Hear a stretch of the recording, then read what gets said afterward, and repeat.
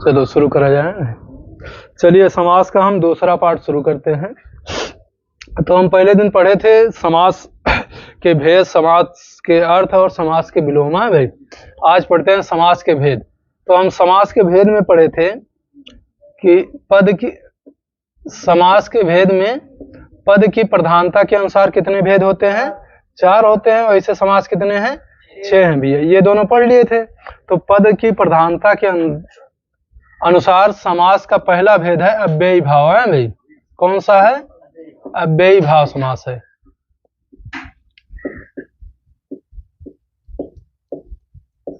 अव्ययी भाव समास, ये पद की प्रधानता के अनुसार पहला समास है आपका। अब देखिए इसके नाम में क्या लिखा है भैया? अव्यय लिखा है।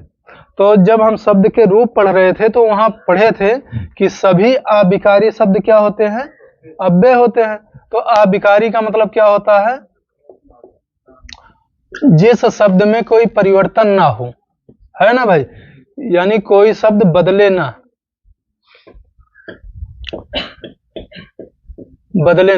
तो उसे क्या कहा जाता? अविकारी कहा जाता है। तो अव्यय का अर्थ भी क्या होता है? अविकारी होता है। अविकारी होता है अव्यय का अर्थ। अविकारी का मतलब होता है भैया हिंदी में व्यय का, वैसे अगर देखा जाए तो व्यय का अर्थ होता है खर्च। व्यय का क्या अर्थ होता है? खर्च होता है। लेकिन हिंदी में क्या धन दौलत तो है नहीं, तो हिंदी में लिंग और वचन खर्च होता है। तो अव्यय का मतलब होता है ऐसे वाक्य जिन पर लिंग और वचन का कोई प्रभाव न पड़े। लिंग और वचन का कोई प्रभाव न पड़े, उसे अव्ययी भाव समास कहा जाता है। तो इसकी परिभाषा क्या हो जाएगी? ऐसे समास जिन पर, ऐसे समास जिन पर लिंग वचन का कोई प्रभाव ना पड़े,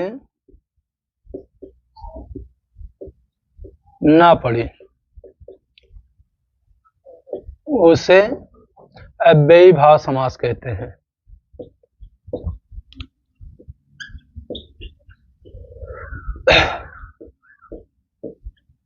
समास कहते हैं।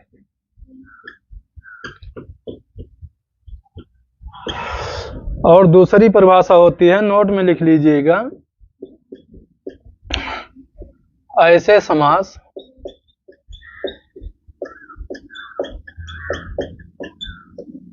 जिनका पूर्व पद प्रधान हो।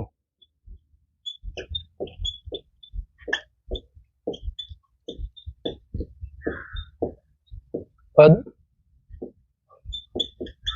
प्रधान हो, उसे अव्ययी भाव समास कहते हैं।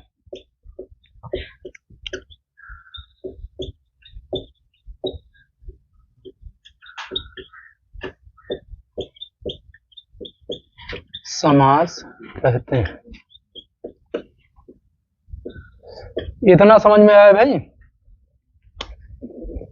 चलिए अब हम लोग मिटावे थे भी है। तो अव्ययी भाव समास के नियम हो गए। उदाहरण पढ़ते हैं।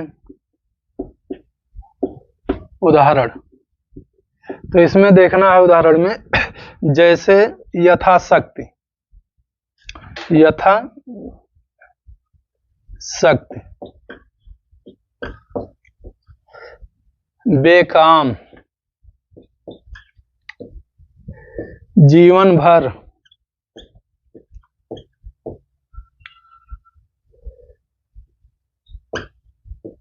जीवन भर, बेकाम, यथाशक्त, बेलगाम,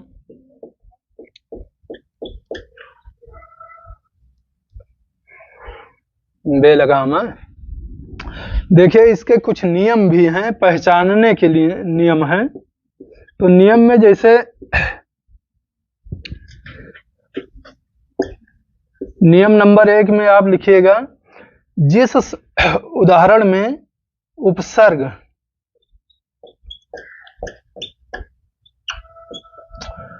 लगा, उपसर्ग शब्द के पहले लगा हो,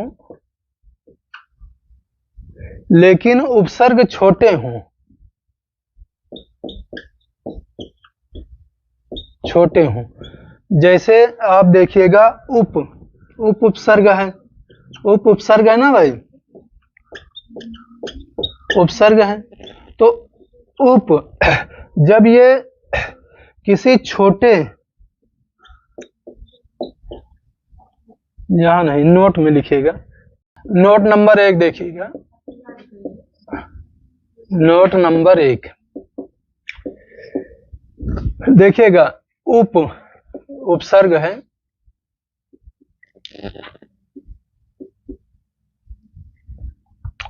उप शब्द जब पद के साथ आता है तो इसे कर्मधारय समास में रखते हैं।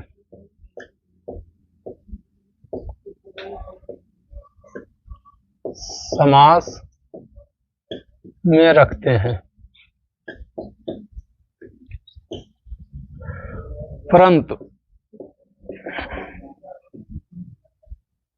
परंतु जब ये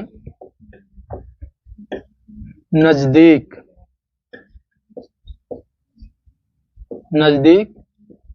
माने पास हो दिया, नजदीक के भाव में आता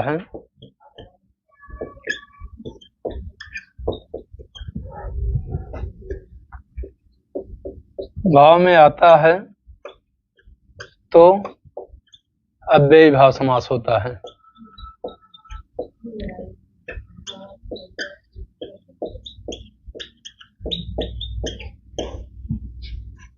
समास होता है। जैसे देखिएगा, उपकूल, तो कूल मीन्स होता है किनारा,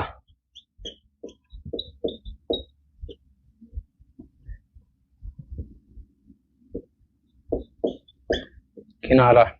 उपगंगा, तो ये नजदीक के भाव में है, इसे हम अव्ययी भाव समास में रखते हैं। नोट नंबर 2 ऊपर देख लीजिएगा।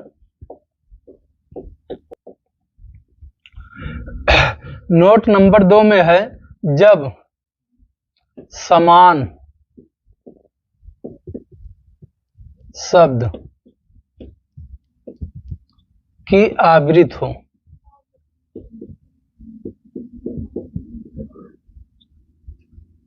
आवृत्ति हो, तो भी अव्ययी भाव समास होता है।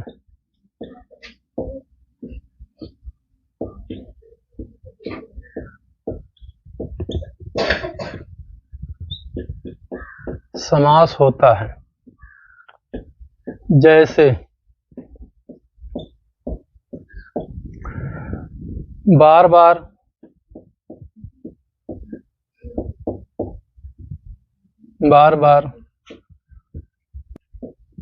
जैसे बार बार, पल पल, घर घर कहा जाए। घर घर की कहानी आती ना भाई, घर घर, तो जैसे पूरा लाइन लिखा रहा थे कि घर घर की कहानी, तो घर घर पे ऐसे अंडरलाइन किया रहेगा और पूछेगा इसमें कौन सा समास है, तो इसमें कौन सा हो जाएगा, अव्ययी भाव समास हो जाएगा। इसमें उपकूल, उप जब पद के नजदीक के भाव में रहेगा तो अव्ययी भाव, जब पद के भाव में रहेगा तो कर्मधारय हो जाएगा। जब ये जो समान शब्द हैं भैया, जब ये विपरीत कहीं प्रयोग किए जाते हैं असमान शब्दों में, तो वहां पे द्वंद्व समास होता है। यही चीज ध्यान रखना है, तब आपका ये अव्ययी भाव समास गलत नहीं होगा।